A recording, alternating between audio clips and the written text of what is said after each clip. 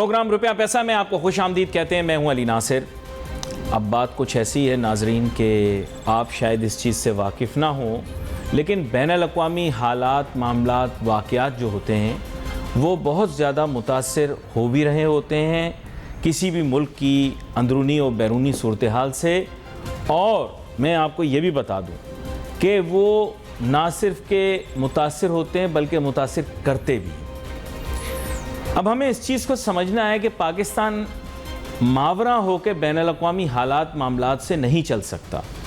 हमारी मईशत भी जो है वो इन उसूलों के ताबे है जो दुनिया भर के अंदर लागू हैं। कुछ ममालिक की ख़ित्तों में जारदारियाँ हैं, डोमिनेशन है, डोमिनेंस है, कहीं वसाइल पर यानी रिसोर्सेज़ के ऊपर कंट्रोल हासिल करने के लिए बैनुल-अक़वामी ताकतें और क़ुव्वतें लगी हुई हैं। और पाकिस्तान ऐसा तस्वुर करता है कि शायद इन तमाम चीज़ों से हमारा कोई ताल्लुक़ नहीं, हम अलहदा होकर IMF के साथ डायलॉग कर रहे हैं, हम अलहदा होकर वर्ल्ड बैंक के साथ बातचीत कर रहे हैं, हम अलहदा होकर इस्लामिक डेवलपमेंट बैंक के साथ बात कर रहे हैं, हम अलहदा होकर एशियन डेवलपमेंट बैंक के साथ बात कर रहे हैं।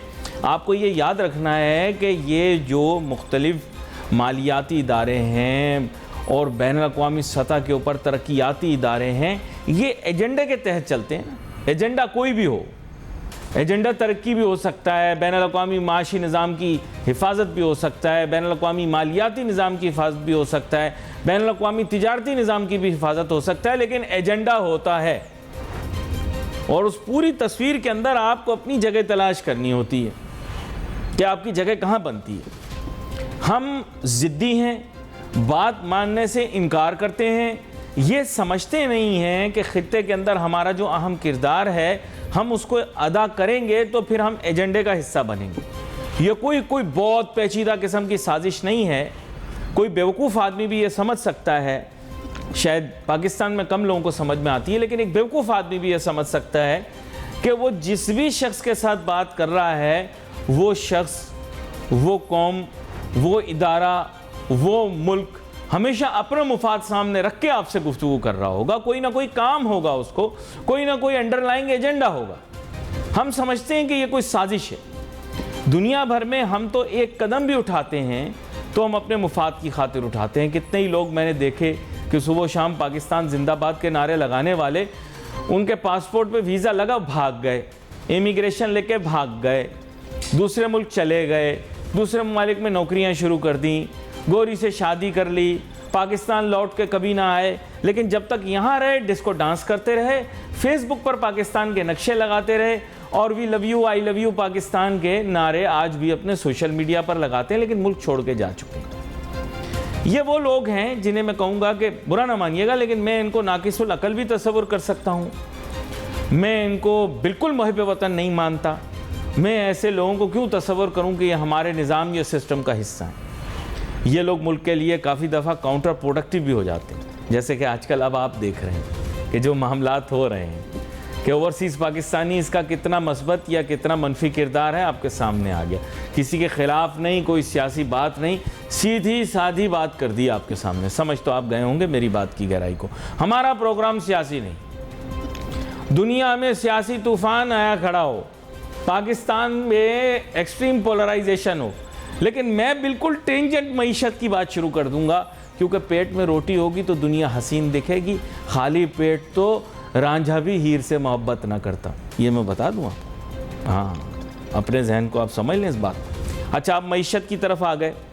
लोग मुस्तकिल बुनियादों के ऊपर ये तस्वुर कर रहे हैं कि टीवी एंकर ही बैठ के मुल्क के सियासी हालात का भी, सियासी मंजरनामे का भी जायज़ा भी पेश करें और सियासी मुश्किलात और पेचीदगियों का हल भी निकाल के दें। ऐसा नहीं हो सकता। इसी तरह क्योंकि मैं बिज़नेस का प्रोग्राम करता हूं, अगर आप जहन में ये लिए बैठे हैं कि मैं प्रोग्राम के अंदर डिस्कशन करके किसी तरह तमाम मसाइल का हल निकाल दूंगा, तो आप दीवाने की जन्नत में रहते हैं। और अगर आप भी सोचते हैं कि आप हल निकाल लेंगे तो आप और ज़्यादा बड़े दीवाने की जन्नत में रहते हैं या दीवाने हो गए हैं। आपको इलाज की ज़रूरत है, मुख्तलिफ़ दवाएं, डॉक्टर और क्या कहते हैं आजकल तो वो लिटा के कुछ बताते हैं, क्या कहते हैं उसको, लिटा के बताते हैं कुछ। वो मैंने देखा है अमेरिका के अंदर, कोई ज़रा सा भी अगर किसी का दिमागी तवाज़ुन ख़राब हो तो वो लिटा देते हैं, फिर बताते हैं भाई तुम्हारे साथ ये मसाइल हैं, ये मसाइल हैं। खैर एनीवे, आगे समझ तो आप गए होंगे। तो अब बात यह है कि आपके साथ जो मसला है आप उसे समझ नहीं रहे। ये मसाइल का हल ना तो मैंने आपने निकालना है, ये मसाइल का हल अगर हम लोग तजवीज़ भी कर दें तो सुनने वाला सुने न सुने उसकी मर्ज़ी है। ये करेक्ट फोरम मीडिया नहीं, मीडिया हाईलाइट कर सकता है प्रॉब्लम्स को, इश्यूज़ को रेज़ कर सकता है, उनके सपोजिट प्रपोज सॉल्यूशंस बता सकता है, लेकिन कतई मैं आपको बता दूं कि किसी पर पाबंदी नहीं है कि वो मसले का हल निकाले या हमारी राय ले। हल किसने करना है?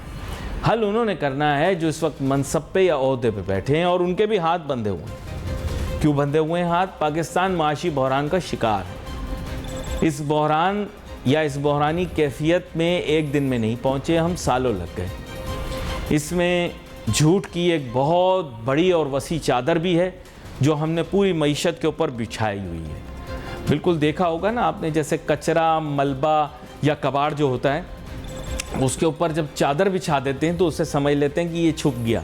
बिल्कुल इसी तरह हमारी मईशत के अंदर जो गंद है, जो हमने सालों से जमा किया है, जिसमें झूठ, फरेब, फ्रॉड, धोखाधड़ी, करप्शन और इकोनॉमी के भी जो बुनियादी मसाइल हैं, जिसमें लैक ऑफ डिप्लीशन कह लीजिए, ख़ुद कफ़ील होने के लिए जो माशी तब्दीलियाँ या इस्लाहात करने की ज़रूरत थी वो भी नहीं किए गए। हमारे मुल्क का जो ये एक तरह का मलबा है स्टेट ओन्ड एंटरप्राइजेज़ का, ये भी उसके अंदर शामिल है। इस पर हमने चादर डाली हुई है।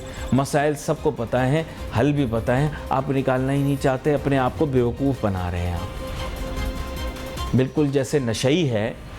नशई देखा कभी आपने देखा कभी नशई? नशई जो होता है ना, उसको देखें आप, उसको आप बोलें नशा छोड़ दो, तुम्हारे प्रॉब्लम का ये सोल्यूशन है, तो आपसे यही पूछता रहेगा जैसे 3 साल आंटी अंकल पूछते रहे सोल्यूशन तो बताएं, सोल्यूशन तो बताएं। वो पूछता रहेगा सोल्यूशन सीधा साधा है, नशा छोड़ दे तू ठीक हो जाएगा, नशा छोड़ दे ठीक हो जाएगा। लेकिन नशा ही नशा नहीं छोड़ेगा। बोलेगा नशा छोड़ दूंगा पेट में दर्द हो जाएगा, नशा छोड़ दूंगा पेचिश लग जाएंगे, नशा छोड़ दूंगा नींद नहीं आएगी। इसी तरह आपको भी पता है कि आपकी मईशत के क्या मसाइल हैं और हर क्या है, लेकिन आप निकालना नहीं चाहते। शमसुल इस्लाम खान साहब हमारे साथ मौजूद हैं, साबिक नायब सदर KCCI, मईशत के ऊपर बड़ी गहरी निगाह रखते हैं। तो मैं वेलकम करता हूं आपको शो में शमसुल इस्लाम खान साहब। जी शुक्रिया। शमसुल इस्लाम खान साहब, उर्दू की एक कहावत है कि बीवियां हमेशा दूसरों की अच्छी लगती हैं और बच्चे हमेशा अपने।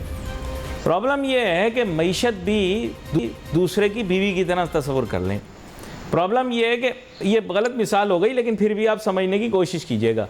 बात कुछ ऐसी है कि हमारे यहाँ एक पेचीदा मसला मईशत का है और ना मेरे आपके सोचने, तजवीज़ करने या मसले के हल निकालने से कोई फ़र्क पड़ेगा। फिर भी ये घरों में बैठ के ड्राइंग रूमों के अंदर खिचड़ी क्यों पकाते रहते हैं कि मईशत के मसाइल का ये हल है और मईशत की मसाइल का वो हल है। आप फैक्ट्स पे बात करते हैं, पिछली दफ़ा आपने फैक्ट्स कोट किए थे। मैं आपके सामने एक फैक्ट कोट करना चाहूँगा, बहुत छोटा सा फैक्ट है, पता नहीं आप मेरी नफ़ी कर दें, मुझे गलत कह दें, मुझे झूठा कह दें। पाकिस्तान आबादी के लिहाज से अब 5वां सबसे बड़ा मुल्क बन गया है सर। पहले छठा था, अब 5वां सबसे बड़ा मुल्क बन गया है और रकबे के लिहाज से हम 33वें नंबर पर आते हैं। मुख्तलिफ इंटरनेट सोर्सेज मुख्तलिफ चीज़ें बताती हैं, लेकिन 5वें नंबर पर आबादी वाला मुल्क 33वें नंबर पर आता है रकबे के हिसाब से। मईशत के अंदर सबसे पहला फैक्टर ऑफ प्रोडक्शन लैंड है। आप वसाइल से माला माल कैसे हैं मुझे ये समझा दें। अगर आप मुझे समझाने में कामयाब हो गए और मैं समझ गया तो मैं यकीन करें मैं सियासत छोड़ दूंगा। माजरत जी शुक्रिया अली साहब। देखें, माला माल तो हैं, लेकिन वो माल है जो ज़मीन के अंदर पड़ा हुआ है। आपने अभी एरिया का बताया, पाकिस्तान में जो लैंड पड़ी हुई है, जो कल्टीवेशन जिस पे हो रही है, उसका भी एक बड़ा हिस्सा जो है बगैर किसी काश्त के वो बेकार पड़ा हुआ है, लेकिन हम उसको इस्तेमाल नहीं करना चाह रहे। और हमारे यहाँ एक शुरू से एक आदत बनी हुई है कि हम अपने जो रिसोर्सेज हैं उसको यूज़ नहीं करते और हम अपने हाथ बढ़ा के और बोरो करने की एडिक्शन की बात जैसे आप थोड़ी देर पहले आ रहे थे, वो एडिक्शन हो गई हमें बोरो करने की। हमारे पास जो इस वक्त मसला है कि आपके पास जो सरमाए की किल्लत है पाकिस्तान में, वो सरमाया डॉलर में भी है और रुपए में भी है। प्राइवेट सर, लेकिन मेरी कंटेंशन थी ये पूछने की, क्योंकि आप पढ़े लिखे हैं और ताजिर सनतकार बिरादरी में कम लोग ऐसे हैं जो आप जितनी नॉलेज और इन्फॉर्मेशन रखते हैं।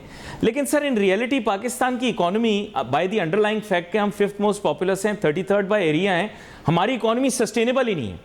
मैं आपसे साइंटिफिक बात कर रहा हूँ विद ऑल ड्यू रिस्पेक्ट कि हम साइंटिफिकली बात करते हुए we are not a sustainable economy. हमें इकोनॉमी के अलावा कुछ करना पड़ेगा अपनी इकोनॉमी को चलाने के लिए। अगर ये मानने के लिए आप तैयार हों या मुझे समझाएं तो फिर मैं बात मानूंगा आपकी। देखिए अली साहब, जो आप बात कर रहे हो, अगर जो इस वक्त स्ट्रक्चर है इकोनॉमी का, अगर उसी स्ट्रक्चर में रहते हुए हम बात करें तो फिर तो सस्टेनेबल नहीं है। लेकिन पाकिस्तान में जो है वो रिसोर्सेज भी हैं, सब कुछ है, लेकिन अगर हम उसको इस्तेमाल ही ना करें। आपने मिसाल दी आबादी की कि पाकिस्तान 5th लार्जेस्ट कंट्री हो गया बाय पॉपुलेशन। हमसे बड़ा जो है चाइना नंबर 1 पे आता है, उसके बाद जो है इंडिया आ जाता है पॉपुलेशन में। लेकिन वो सारे के सारे अपनी पॉपुलेशन को इस्तेमाल कर रहे हैं। एक वक्त था, हम आप मिसाल दिया करते थे चाइना की कि इतनी आबादी बढ़ गई है कि चाइना के पास खाने को कुछ नहीं बचेगा और चाइना के पास कुछ करने को कुछ नहीं होगा। लेकिन आज देखें कि चाइना जो है इकोनॉमिक सुपर पावर बन चुकी है। बात यह है कि आपके रिसोर्सेज को आपको इस्तेमाल करना आता हो और आपको एफिशिएंटली इस्तेमाल करना आता हो। पाकिस्तान ने अपने रिसोर्सेज को इस्तेमाल ही नहीं किया। आज भी हम जो है अपने तांबे के, सोने के ज़खायर जो है वो गैर मुल्कियों को चंद डॉलर के एवज दे के बैठे हुए हैं। हमारे पास जो मिनरल्स हैं, जो हमारा एग्रीकल्चर पोटेंशियल है, उसको हम पूरा एक्सप्लोर ही नहीं कर रहे हैं, उसके ऊपर इन्वेस्ट करने के लिए। लेकिन current structure sir, current structure मैं आपकी 100% बात मानता हूं, लेकिन पाकिस्तान को शॉर्ट टर्म और मीडियम टर्म में सोल्यूशन चाहिए। अब इशू ये है कि करंट स्ट्रक्चर के अंदर आप इस बात को तस्लीम कर रहे हैं कि सस्टेनेबल नहीं है। इफ्स एंड बट्स पे बात किए बगैर आप बताएं कि अब किस तरह होगा। IMF कर्जा दे दे या हर चीज हो जाए, सब सेट हो जाए, सब चीजें हो जाए, लेकिन व्हाट देन, उसके बाद क्या होगा? सस्टेनेबल है ही नहीं ना करंट स्ट्रक्चर में, कुछ तो नया करना पड़ेगा।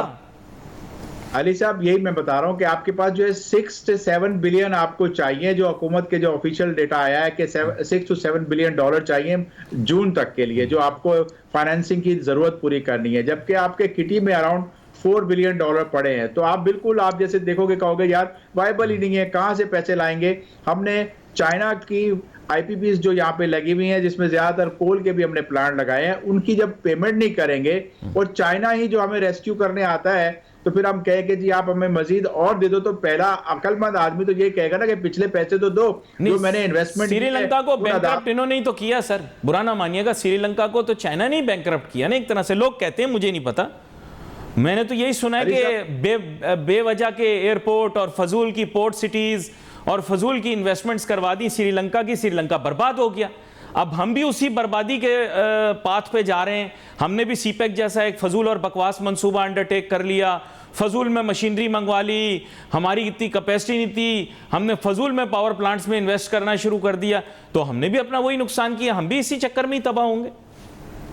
देखिए, कोई भी किसी भी मुल्क को तबाह करने में किसी गैर मुल्क का असर इतना नहीं होता जितना हमारा अपना खुद का होता है। आपने श्रीलंका की मिसाल दी, श्रीलंका को भी श्रीलंका के राजाओं ने उसको इस पोजीशन पे पहुंचाया कि वो डिफॉल्ट हो गया।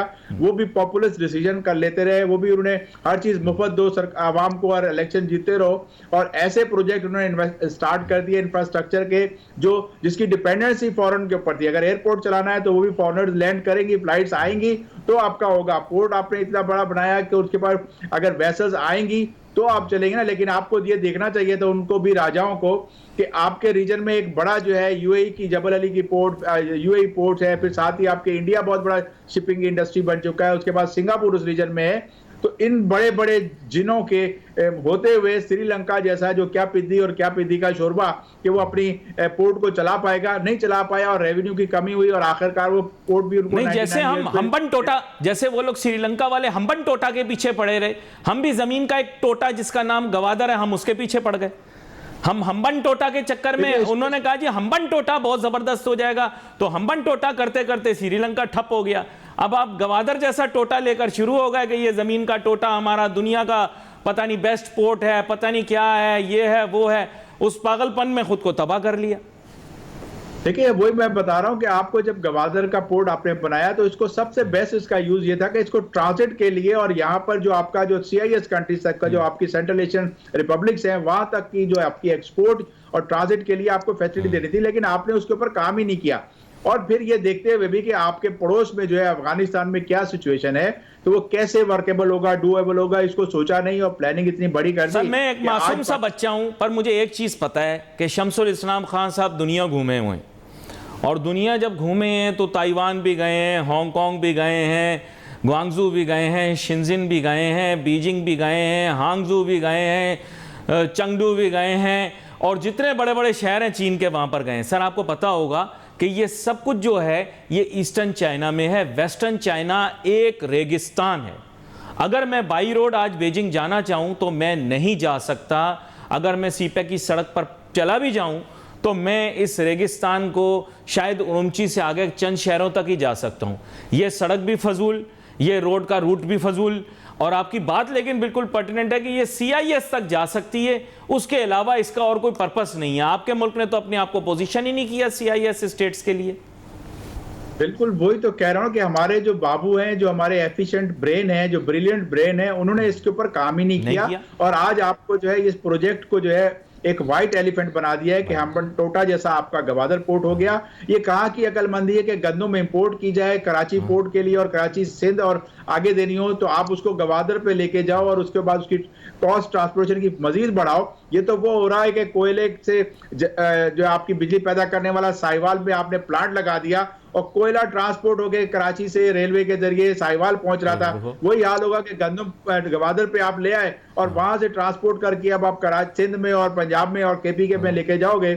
थोड़ा सा यहाँ से सोचना चाहिए। जो ऊपर वाली बिल्डिंग हमारी ज्यादातर खाली रहती है और हम जैसे पागल लोग बैठ के बातें करते हैं, असल में हमें आपको पता कुछ नहीं है, सबसे ज्यादा इनको पता है।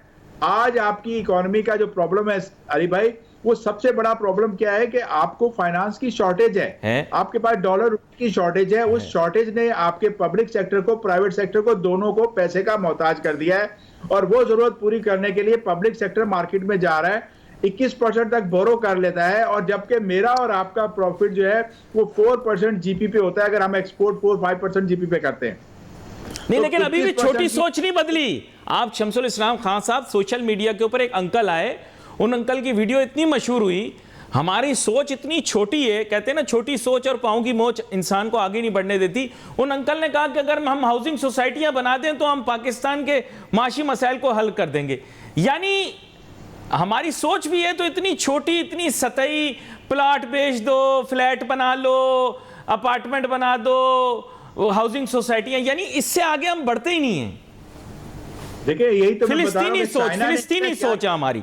हाँ, इस हमारी ये सोच। और दूसरा चाइना की जब आप मिसाल देते हो, चाइना ने क्या किया कि वहां पर भी अर्बन एरिया में, रूरल एरिया से माइग्रेशन काफी हो रही थी और एक वक्त आया कि बड़े बड़े शहरों में आबादी बढ़ गई, तो उन्होंने क्या करा कि जो रूरल एरिया थे वहीं पे शहर जैसा माहौल बना दिया, वहीं पे कॉन्डोमिनियम बना दिए, वर्टिकल बिल्डिंग थी, वहां पर मॉल बन गए, अच्छे हो गए, जिम, स्विमिंग पूल के साथ। तो उन लोगों ने मन में, आज भी हमने सोसाइटियां बना के अपने रिसोर्सेज जो डेड एसेट है हमारे, उसको हम यूज नहीं कर रहे। 88 ट्रिलियन इनकी सोच इससे आगे नहीं जाती। रियल एस्टेट में प्लाट, इनकी प्लाट, शादी हाल, केटरिंग का बिजनेस, बस इससे आगे इनकी सोच ही नहीं है। स्कूल बना दो, मतलब इससे आगे नहीं बढ़े ये कौम आगे बढ़ ही नहीं सकती। शमसुल इस्लाम खान साहब, आप मेरे साथ जिद कर रहे हैं, आप कह रहे हैं कि पोटेंशियल है, ये लॉन्ग टर्म में बना ले। सर ये प्लाट से आगे बढ़ने वाली कौम ही नहीं है।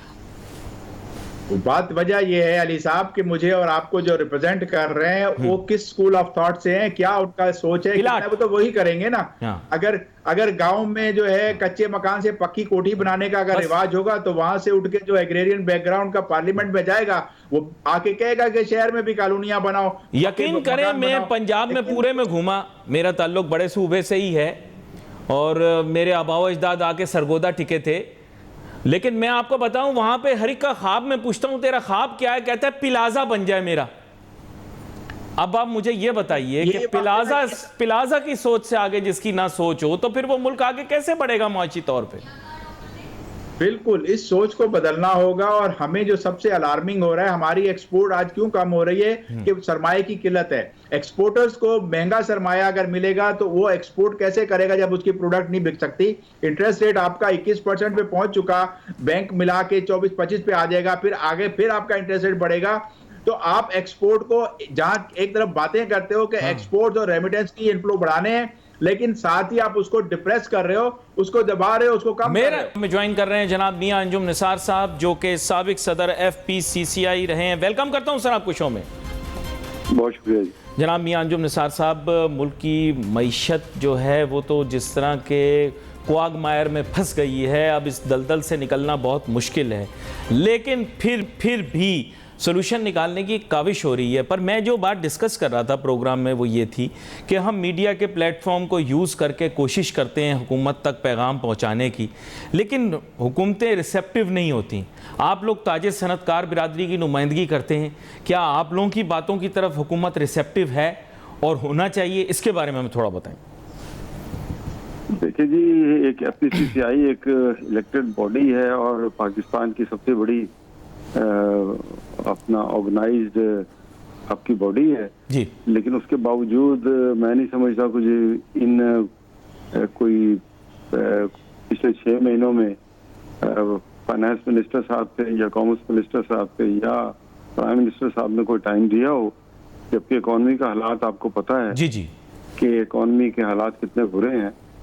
मेरे ख्याल में कोई डायलॉग हो जाता तो कुछ ना कुछ बेहतरी, कुछ ना कुछ तजवीज़ें दी जा सकती थी कि वो कर लें जिससे नुकसान कम हो और कुछ ऐसी अपने फाइनेंशियल डिसिप्लिन कायम कर लिया जाता। लेकिन एक्चुअली प्रॉब्लम ये है कि वो एक तो प्रॉब्लम तो एक अपनी जगह तो मौजूद है, लेकिन उसके बावजूद कुछ सुनने को तैयार कोई नहीं है।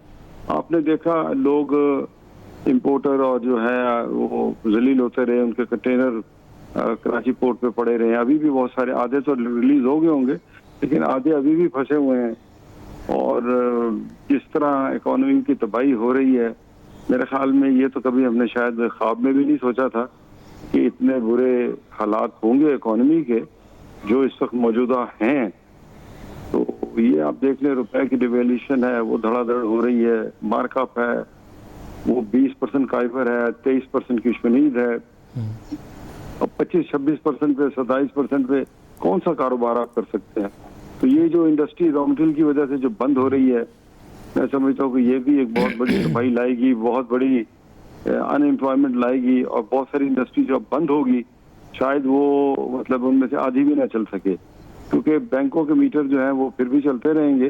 बिजली का मीटर तो शायद रुक जाए या पार्टली रुक जाए, लेकिन ये जो बैंकों के मीटर है, जो बैंकों से आपने प्लांट एंड इक्विपमेंट के लिए या रनिंग कॉस्ट के लिए जो आपने बोरो किए हुए हैं सिस्टम को रन करने के लिए, वो मेरा ख्याल में वो बहुत सारी इंडस्ट्री जो है ना वो बंद होगी।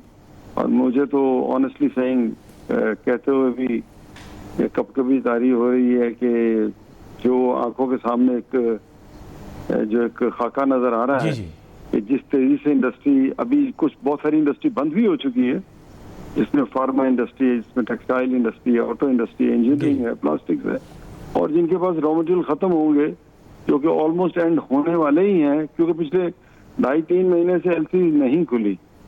तो अब जब वो रॉ मटेरियल्स पाकिस्तान में नहीं होंगे तो नतीजा यही होगा कि इंडस्ट्री बंद होगी, अनएम्प्लॉयमेंट होगी, और अगर जो गैप आपका जो फिल होगा लोकल मार्केट का, वो फिर अफगान ट्रांजिट ट्रेड और ईरान से आपके माल आएंगे और उससे आप अपनी जरूरियात पूरी करोगे, तो जिससे आपका जो नेशनल एक्सचेकर को भी शदीद नुकसान होगा, आपके रेवेन्यू शॉर्टफॉल्स बड़े तगड़े होंगे, और रॉ मटेरियल्स की जो शॉर्टेज की वजह से जो non availability of finish product होगी, उसके भी कॉन्सिक्वेंसेस आपको समझ आ रहे होंगे।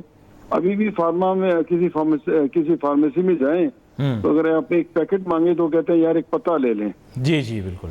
तो ये चीजें इंडिकेट कर रही हैं कि चीजों की शॉर्टेज आइंदा महीनों में बहुत ज्यादा बढ़ जाएंगी, जिससे आम बंदा बहुत ज्यादा जो है वो डिस्टर्ब होगा।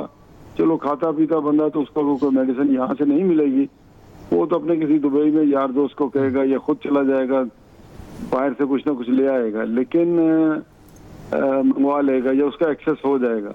लेकिन जो आम बंदा है वो पिस के रह जाएगा। और इन्फ्लेशन आपको पता ही है, जिस तेजी से इन्फ्लेशन आपकी बढ़ रही है, इन्फ्लेशन, तो वो मैं समझता हूँ कि फिर रोजगार आमदन कम होगी या रोजगार जो है वो आपका डिप्लीट होगा, या बहुत सारी इंडस्ट्री अगर ले ऑफ पे भी चली जाती हैं तो फिर भी आप क्या देंगे, आधी पेमेंट देंगे। तो महंगाई तो पहले से ट्वाइस थ्राइस हो चुकी है। ये बड़ा एसेंशियल पॉइंट है। नहीं होगी तो वो तबाही है। फिर उसके साथ आपके लॉ एंड ऑर्डर के मसाइल होंगे, दीगर इश्यूज होंगे। तो हम अजीब से एक मसला में फंस गए हैं। ये IMF की सारी कंडीशनलिटीज मान भी ली हैं, इतनी सख्त कंडीशनल मान नहीं, लेकिन वो नहीं मानी ना सर वो चौधरी 3 साल अपना ब्याह नहीं करना चाहता ना, ये मसला है। वो they want something else from us. They are not interested in our economic deliverables. जी, शायद हम भी इतने देखें ना, हम भी शायद अपनी इकोनॉमी में इतने इंटरेस्टेड नहीं है जितना वो नहीं है। वो तो नहीं होंगे, लेकिन हमें भी एक्चुअली इंटरेक्शन हो जाए ना, तो बहुत सारी छोटे छोटे इकदाम करके आप कुछ हालात को, कुछ अपने फॉरेन एक्सचेंज को बचा सकते हैं। हम वो भी नहीं बचा रहे हैं, और ये जो डिजास्टर है आपके सामने है। तो मुझे तो ऑनेस्टली सेइंग कोई अच्छी बात करना चाहें भी तो नहीं कर पाते। फिर एक्सपोर्ट जो थी आपकी पिछले साल 31 बिलियन डॉलर की थी, और इस साल यकीनन 25 से नीचे होगी, मुनासिब नीचे होगी। उसकी रीजन क्या है? रॉ मटेरियल नहीं है। अगर कोई चीज अपना एक्सपोर्टर तो अपनी एलसीज खोल रहा है, लेकिन बहुत सारे उसके साथ वेंडर इंडस्ट्रीज भी मौजूद है। अगर एक प्रोडक्ट अगर 10-15 कंपोनेंट से कंप्लीट होती है, अगर एक भी ना हो तो आपका सिस्टम फिर चोक हो जाता है। फिर एक्सपोर्टर्स को जो आपकी सब्सिडी थोड़ी बहुत आप दे रहे थे बिजली की मद में, वो भी विथड्रॉ हो गई है। एग्रीकल्चर की मद में दे रहे थे, वो भी विथड्रॉ हो गई है। तो नेचुरली इन्फ्लेशन तो बढ़ेगी, और क्योंकि आप जो एक्सपोर्टर जो हैं compete फिर नहीं कर पाएंगे बाहर की जो गुड्स हैं। देखिए, इस वक्त जो सिचुएशन है उसमें शटडाउन तो होना यकीनी है। अब हुकूमत के पास चॉइस है, उसका ऑप्शन है कि वो शटडाउन इंडस्ट्री का करके, बिजनेस का करके अपने रेवेन्यू से महरूम होना चाहती है, या अपनी जो हुकूमत है उसका साइज छोटा करके, अपनी मिनिस्टरों की तादाद कम करके, अपने खर्चे कम करके अपनी इकोनॉमी को बेहतर कर सकते हैं। ये उसकी चॉइस है, उसको सोचना पड़ेगा। आपके पास इस वक्त जो है एक्सपोर्ट्स भी अब कम नहीं हो रही, और जो इन्फ्लेशन की बात हो रही है, इन्फ्लेशन असल में हुकूमत खुद बढ़ाती है। अगर आप स्टेट बैंक की मनी सप्लाई देख बढ़ती चली जा रही है, M2 जिसको आप कहते हैं, वो बढ़ गया है। जब बहुत ज्यादा पैसा इंजेक्ट हो जाएगा मार्केट में तो इन्फ्लेशन होता है। उसके साथ ही आपने पेट्रोल की प्राइस बढ़ा दी, गैस बढ़ा दी, बिजली महंगी कर दी। ये सब चीजें आप करके महंगाई तो लेकर आ रहे हो, और एक्सपोर्ट एक हद तक वर्केबल होती है, उसके बाद फिर एक्सपोर्ट वर्केबल नहीं होती, क्योंकि हमारे पास जो प्रोडक्ट बन रही हैं वो दुनिया से कोई मुख्तलिफ नहीं है। वही वियतनाम बना रहा है, वही चाइना बना रहा है, वही इंडिया बांग्लादेश बना रहा है। तो हम कोई नई चीज अगर बना रहे हो जी तो उसमें तो हमारे पास एडवांटेज होगा, लेकिन हमारे पास तो वही चीजें हैं, वही कमोडिटीज हैं, वही टेक्सटाइल है, वही हमारे पास स्पोर्ट्स गुड्स हैं। हम आईटी की बात करते हैं, आईटी के पास आपने उसको टैक्स में लगा के आपने उसको बेड़ागर्क कर दिया। 200 बिलियन डॉलर की बात करते हैं, आपके पास बेसिक इंफ्रास्ट्रक्चर, इंटरनेट की सिचुएशन जो अगर आप देखें, मैं और आप बार बार इस स्काइप पे डिस्कनेक्ट हो रहे हैं, तो वो आईटी वाला क्या काम करता होगा, कैसे काम करता हो, ये तो उनको सलाम की बात है कि वो 2 बिलियन भी कमा लेते हैं। हुकूमत को आउट ऑफ द बॉक्स जाके कुछ करना होगा। आपको जो है टैक्स फ्री कर दें आईटी सर्विसेज को, ताकि वो बच्चे जो लैपटॉप लेके कोई चीज बना रहे हैं या फ्रीलांसिंग जो बच्चे कर रहे हैं वो काम कर सके। आप उसको टैक्स से दूर रखो फिलहाल, क्योंकि आपको उसके ऊपर कुछ देना नहीं पड़ता। आपको ना गैस सस्ती देनी पड़ेगी, ना बिजली सस्ती देनी पड़ेगी।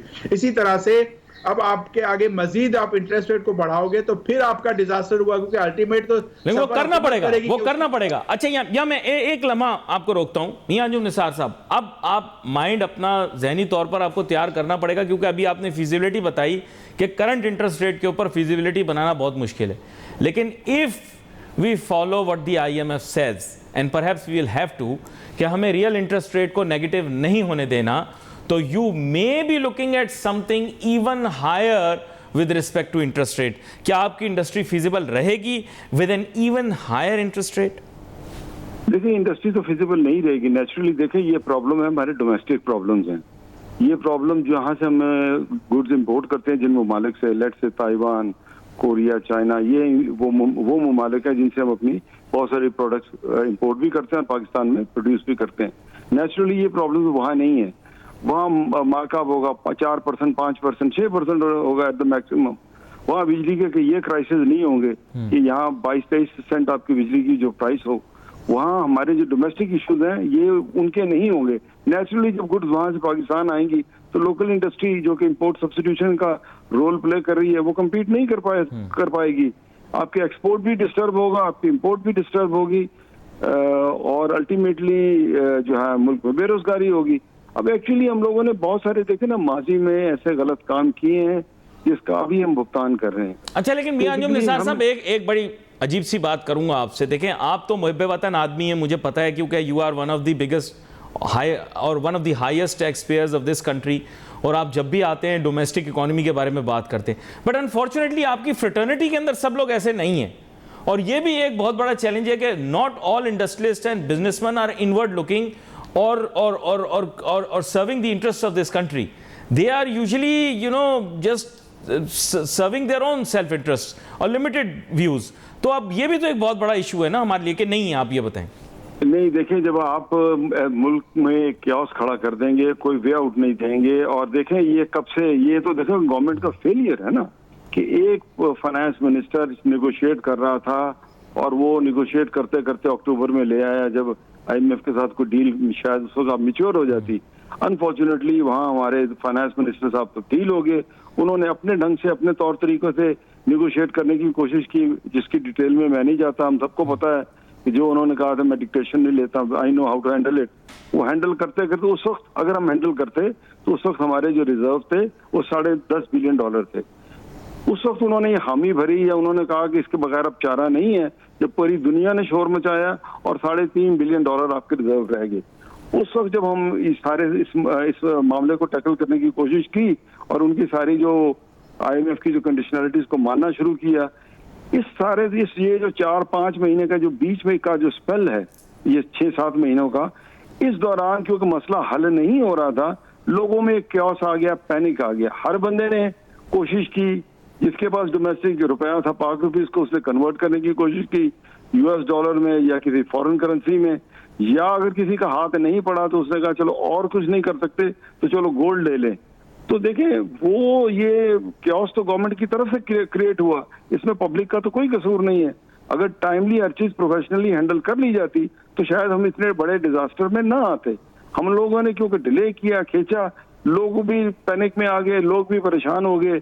उन्होंने कहा पता नहीं डॉलर कहाँ जाएगा। ये देखिए 180 से 280 का जो सफर है हमने सिर्फ 11 महीने में तय किया, ओनली इन 11 मंथ। तो ये थोड़ा बड़ा डिजास्टर है। ये बिल्कुल एक बहुत ही तो ये इन्फ्लेशन का बहुत बड़ा एक वजह ये भी है। मैं आपको अर्ज करूं, टर्की में 70-75% इन्फ्लेशन रेट है, लेकिन वहां उन्होंने मार्कअप नहीं बढ़ने दिया। वहां उन्होंने सारी दुनिया लिंक करती है इन्फ्लेशन को मार्कअप के साथ, अपना मार्कअप को इन्फ्लेशन के साथ लिंक करती है, लेकिन वहां के जो प्राइम मिनिस्टर सदर साहब है, अर्दगान साहब, उन्होंने कहा जी मैंने इंटरेस्ट रेट नहीं बढ़ने देना। और इतने इंटरेस्ट रेट और इतने, उनकी इकोनॉमी भी क्राइसिस है, लेकिन क्राइसिस के दौरान एक सिस्टम चल रहा है। हमारे यहाँ सिस्टम जो है वो वर्क नहीं कर रहा। आपकी LCs नहीं खुल रही, वहां ये प्रॉब्लम नहीं है। 75% अगर इन्फ्लेशन, लेकिन वो एक सिस्टम चल रहा है।